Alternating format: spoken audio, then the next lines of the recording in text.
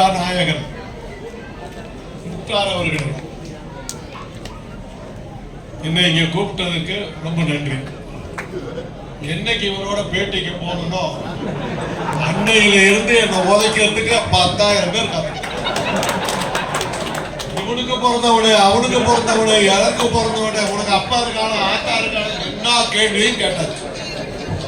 தினசரி இவரு கூட ஒரு பேட்டி ஒண்ணு பேசுன 30 லட்சம் பேர் பார்த்தாங்க. அதுக்கப்புறம் என்ன கோர்ட்ல கூப்பிட்டான்,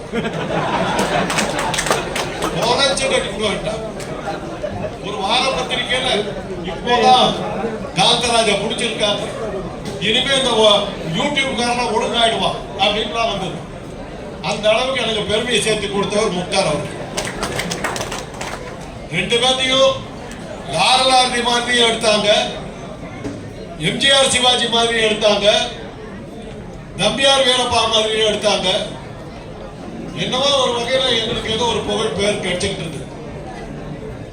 இங்க பேசுறவங்க என்ன சொன்னாங்கன்னா, டிஜிட்டல் மீடியாவில இருந்து நீங்க சேட்டலைட் மீடியாவுக்கு போகணும்னாங்க. தேவையில்லை, சேட்டலைட் மீடியா பற்றி டிஜிட்டல் ஸ்டார்ட் பண்ணிட்டு இருக்காங்க. ஏன் தெரியுமா? சேட்டலைட் அரசாங்கம் நினைச்சா நிறுத்திட முடியும்.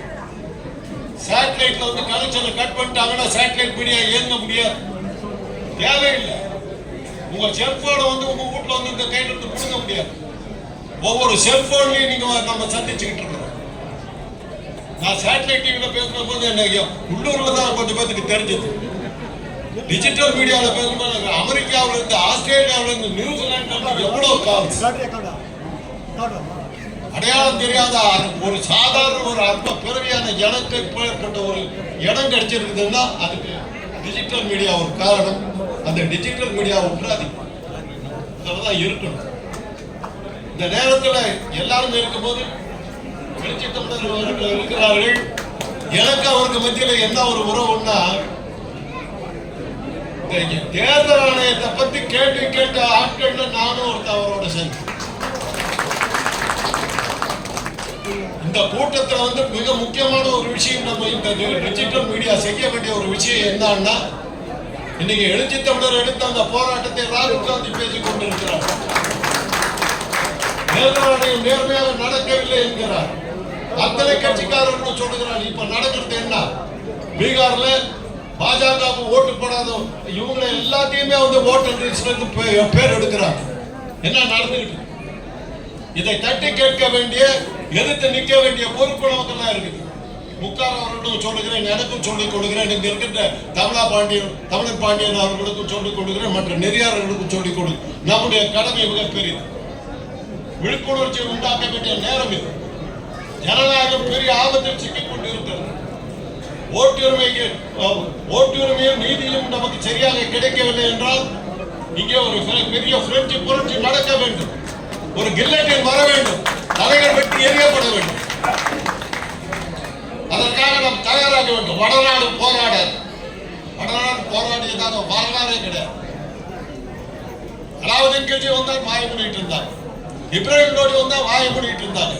கஜினி முகமது 13 தடவை படையெடுத்துட்டு போர் அடிச்சு போய், என்னடா எதிர்த்து போராடவே மாட்டீங்களாடா, நாசமா போறவன கிடையாது கேட்டு போயிட்டான். போர் அடிச்சு தான் போனான். அதுக்கப்புறம் முகமது கோரி வந்தான், குஷானர்கள் வந்தார்கள், நூனர்கள் வந்தார்கள்.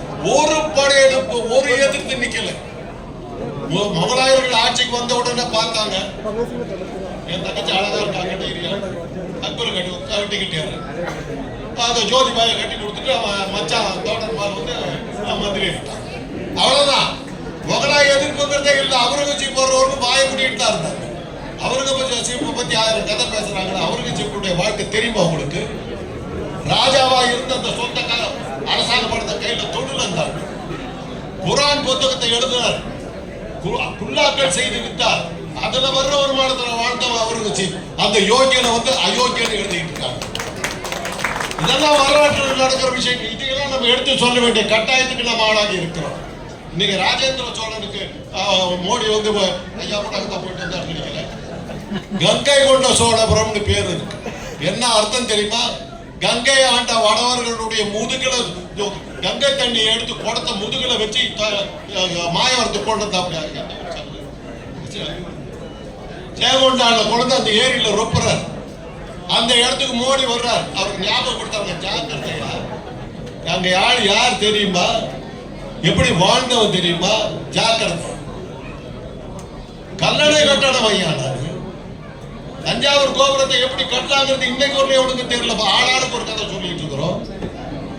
அந்த மாதிரி அறிவியல் துறையில பெருசா வந்தவனுக்கு நாங்க எங்களை அடக்கி ஆளை பார்க்கறதுக்கு நீ நினைச்சுக்கிட்டு இருக்கிற உங்களை விடமாட்டோம். நீ சேட்டலைட் டிவியை முடக்கலாம், எங்க டிஜிட்டல் டிவியை நிறுத்த முடியாத ஒரு முக்தாரியா, ஒரு காந்தராஜை நிறுத்தி விட முடியாது, ஒரு தமிழர் பாட்டியை நிறுத்தி விட முடியாது. ஆகவே இது ஒரு அருமையான ஒரு சந்தர்ப்பம். இவ்வளவு பேர் எழுச்சி முக்காதாரம் வந்திருக்கீங்க. சமூக நீதிங்கிறது பிறப்புக்கும் எல்லா உயிருக்கும் அவ்வளவுதான். எல்லா பிறந்த எல்லாருமே செத்துதான் ஆகணும். உங்ககிட்ட ஆட்சி இருக்குதுன்னு வச்சுக்கிட்டு இருக்கிற, உங்ககிட்ட அமலாக்கத்துறை இருக்குது, நீதிபதிகள் இருக்கிறார்கள், வாக்கு எந்திரம் இருக்குது. ஒரு கொரோனா வந்த போது என்ன ஆன நீ? அமித்ஷா விட்டுடுச்சாரு, பெரிய சர்வாதிகாரி. அவர் நினைச்சாக்கா, அவர் உத்தரவு போட்டாக்கா அமலாக்கத்துறை வீட்டுல ரெய்டு பண்ணு, கொரோனா வைரஸ் விட்டுச்சா? படுத்து கிடந்த எங்க போய் படுத்துக்கிட்ட? ஏஎம்எஸ் ஆல் இண்டியா இன்ஸ்டிடியூட்ல. ஏன் நீ பதஞ்சலிக்கு கொடுத்தியப்பா 400 கோடி ரூபாய், அதுக்கு போய் படுக்க வேண்டியதானே? ஏன் இங்க போன வெள்ளக்காரன் கிறிஸ்தவ மக்கள் படிப்பை சொல்லி கொடுக்குற ஆஸ்பத்திரிக்கு போன? அதுக்கு நீ போடு, உயிரை காப்பாற்றுறதுக்கு கிறிஸ்தவ மருத்துவம் வேணும். ஆனா காசு யாருக்கிட்ட கொடுக்குறான்னா இந்துத்துவ அவன்கிட்ட போய் லேகியம் சாப்பிட வேண்டியது தானே? இதையெல்லாம் கேட்க வேண்டிய கடமை நமக்கு இருக்கிறது. இங்கே கூடியிருப்பவர்களை நான் சாதாரணமாக பார்க்கவில்லை. ஒரு எழுச்சியான உணர்வோட வந்திருக்கிறதாக தான் நான் பார்க்கிறேன். முக்தார் அவர்களுடைய பாணியை மாற்றிக் கொண்டதுனால அவர் பெருசா வந்தார் அமீர் சார் சொன்னாரு. அவர் அந்த பாணியில தான் வாழ்றாரு. என்ன இது பண்ண விட்டார் தெரியுங்களா? அவரு இஷ்டத்துக்கு கொண்டு போட்டார். விபச்சாரிகள் லிஸ்ட் காந்தராஜ் கையில் அப்படி போட்டார். அடுத்த நாள ஒரு கூட்டம் வந்தது. காந்தராஜ் கோர்ட்டுக்கு போய் நின்னான். ஒன்னும் என்ன கேட்டுக்கிட்டு இருந்தாங்க. அந்த நீதிபதியா இருந்தவங்க ஒரு இளம் பெண், அவங்க என்ன உள்ள கூப்பிட்டு கேட்டாங்க, இப்படி பேசிருக்கீங்களா? நான் ஒரே வார்த்தை கேட்டேன், செஞ்சா தப்பு இல்ல, பேசுனா தப்பாடு, அவ்வளவுதான். அப்படியே கையெழுத்து கொடுத்து, சார் தயவுசெய்து போடுங்க சார். பெரிய விஷயம் ஒன்றும் இல்லைங்க.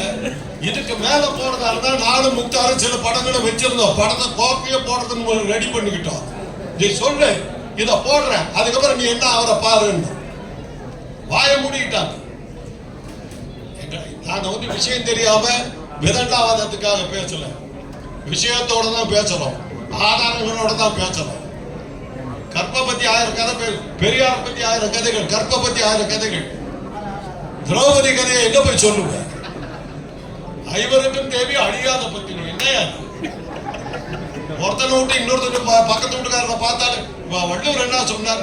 உள்ளத்தால் உள்ளடும் தீதேங்கிறார். நினைக்கிறதே தப்புடாங்க.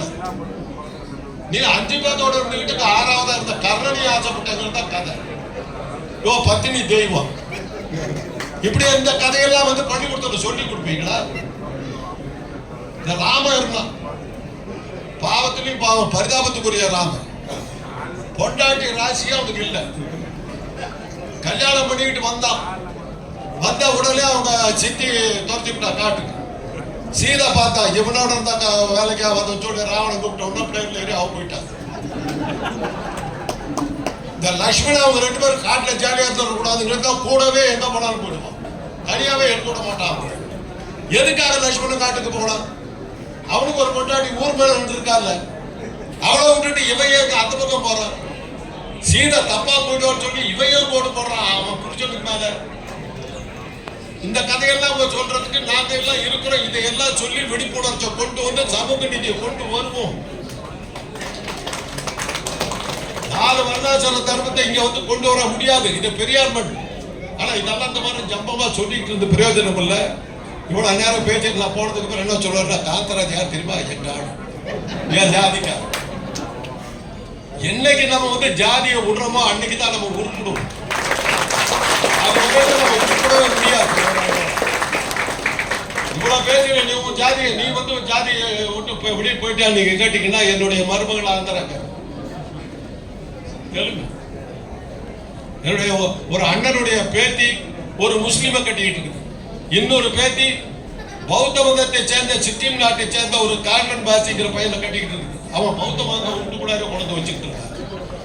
ஒரு முஸ்லிம் நவாஸ் ஷெரீப் பேர், அவர் ரம்ஜான் போட்டார். எந்த மதத்தோட நம்ம போய் சேர்ந்துக்கிறது? ஒரு ஒரு ஒரு பேத்தி வந்து ஒரு பட்டியலத்து பெண்ணை கட்டிக்கிட்டு, அவர் பேர பட்டியலத்து பெண்ணை கட்டிக்கிட்டு ஆஸ்திரேலியாவோட இருக்கார். எந்த மதத்தை நான் எடுத்துக்கிறது, எந்த இனத்தை எடுத்துக்கிறது? இதுல எல்லாம் நீங்க கவனிக்க வேண்டியது என்னன்னா, பெண்களை எங்கள் வீட்டுக்கு கொண்டு வந்திருக்கிறோம். ஆம்பளையை கட்டி வச்சிடலாங்க. ஒரு பட்டியலத்தை சேர்ந்த ஆணை வந்து ஒரு 3% வீட்டுல கட்டிக்குவாங்க. ஏன்னா அவன் சம்பாத்தியத்தை நம்ம வீட்டு கொண்டு. ஆனா அதே சமயத்துல தான் பையனுக்கு வந்து ஒரு பிற்பட்ட ஜாதியை சேர்ந்தவங்களுக்கு மருமகளை கொண்டு வர மாட்டாங்க. ஆனா அவன் வீட்டுக்குள்ளார வந்துருவான், விட மாட்டாங்க. ஒரு பாஜகவை சேர்ந்த ஒரு தலைவி சொன்னாங்க, இந்த மாதிரி பட்டியலத்தை சேர்ந்த ஒரு வீட்டில் போய் நான் சாப்பிட்டுக்கிறேன். நான் கேட்டேன், அது பெருசு இல்லை, உன் வீட்டுக்குள்ளார பட்டியலத்தை கூப்பிட்டு சோறு போடுவியா, உள்ள உடுமையா நீ? அதுக்கு தான் அவர் போராடுறாரு. சில பேர் சொன்னாங்க அவர் வந்து ஜாதிக்காக தான் போராடு, ஜாதிக்கு போராடு. திரௌபதி முர்மு வந்து பட்டியலத்தை சேர்ந்த பெண், 2 வகையில சனாதனத்துக்கு விரோதி. பெண்ணுங்கிற முறையில இழுக்கிறவங்க, அதனால அவங்க ஒதுக்கப்பட வேண்டியவர்கள். பட்டியலத்தை சேர்ந்தவர்கள் நாடாளுமன்ற கட்டட திறப்புக்கும் கூப்பிடல, ராமர் கோயிலுக்கும் கூப்பிடல. கேட்டா பட்டியலத்தை சேர்ந்தவர்கள் நாங்கள் தானே ஜனாதிபதி ஆக்கிட்டு என்ன பண்ண? எலப்புற சோற வச்சு ஒரு வாரத்தில் விஷத்தை வச்சுக்கிட்டு என்ன பிரயோஜனம்? அதை எதிர்த்து தான் நிற்கிறார். ராம்நாத் கோவிந்த் குடியரசுத் தலைவராக இருந்தார். ஒரு காசியில் இருக்கிற ஒரு உஞ்சவருத்தி ஐயர் வந்து உள்ள வராதுன்னு சொல்றான். என்ன தைரியம்? மத்த மதங்களை இவ்வளவு பேசுறிய, மசூதி இஸ்லாமை பத்தி பேசுறியா, கிறிஸ்தவத்தை பத்தி பேசுறியா அப்படின்னு கேட்கிறாங்க. வேளாங்கண்ணி கோயில்ல போய் நான் மாதா சேலையை தொட்டு கும்பிட்டு மெழுகுவத்தி ஏத்திட்டு வருவேன். நாகூர் தர்காவுல போய் ஊதுவத்தி வச்சுட்டு பாத்தியா ஓதிட்டு வருவேன். இங்க இருக்கிற கோயிலுக்குள்ள நான் உள்ள போக முடியுமா? போனாவே நீ ஜாதி கட்டவன். இளையராஜா என்னென்னமோ வேஷம் போட்டார், அவர் உள்ள விட்டாங்க. சமீபத்தில் கூட அவர் வெளியே துரத்தினார். இதுக்குதான் எதிர்த்து தான் அவர் போராடுறார். அதனாலதான் அவரோட நாங்கள் ஐடென்டி விட்டோம். ஏன்னா இந்த கொள்கையை ஏற்றுக்கொண்டவர்கள் தான் திராவிட இயக்கத்தவர். சாதி மறுப்பு, கலப்பு திருமணம். பராசக்தி படத்தோட சொல்லுவார் கடைசி வசனம், திருமணத்துக்கு எல்லாம் ஏற்பாடு பண்ணணும், செலவெல்லாம் பார்க்கணும். அதுக்கு அந்த கதாநாயகி சொல்லுவாங்க, அதெல்லாம் ஒன்றும் தேவையில்லை, 2 மாலை ஒரு சொற்பொழி வாடகை, பகுத்தறிவு திருமணம் முடிஞ்சு போச்சு. சமூக நீதி, இதையெல்லாம் நம்ம கொண்டு வரணும். டிஜிட்டல் மீடியா அதுக்கு நம்ம பயன்படணும். நம்ம போன்றவர்கள் நிறைய பேர் இருக்கீங்க. இதை மனசுல வச்சுக்கோங்க. வெறும் பொழுதுபோக்கு அம்சமாகவும் ஒரு கிண்டல் பண்றதுக்காக, கேலி பண்றதுக்காக, விமர்சனம் பண்றதுக்காக ஒரு சேனல் நமக்கு தேவையில்லை. விழிப்புணர்ச்சி உண்டாக்கப்பட வேண்டும். இந்த நாட்டிலே ஒரு பெரிய மாறுதல் உண்டாக வேண்டும். ஜனநாயகம் திரும்ப வர வேண்டும். அதற்காக நாம் தொடர்ந்து பாடுபடுவோம். அதற்கான உறுதியை இந்த கூட்டத்தில் எடுத்துக்கொள்வோம் என்று சொல்லுகிறேன். அதே சமயத்தில் ஓராண்டு கழித்த முக்தாருக்கு என்னுடைய மகத்தான வாழ்த்துக்களை தெரிவித்துக் கொள்கிறேன். பாஷா அவர்களுக்கு என்னுடைய வாழ்த்துக்களை தெரிவித்துக் கொள்கிறேன். தொடரட்டும் உங்கள் பணி என்று கூறி விடைபெறுகிறேன்.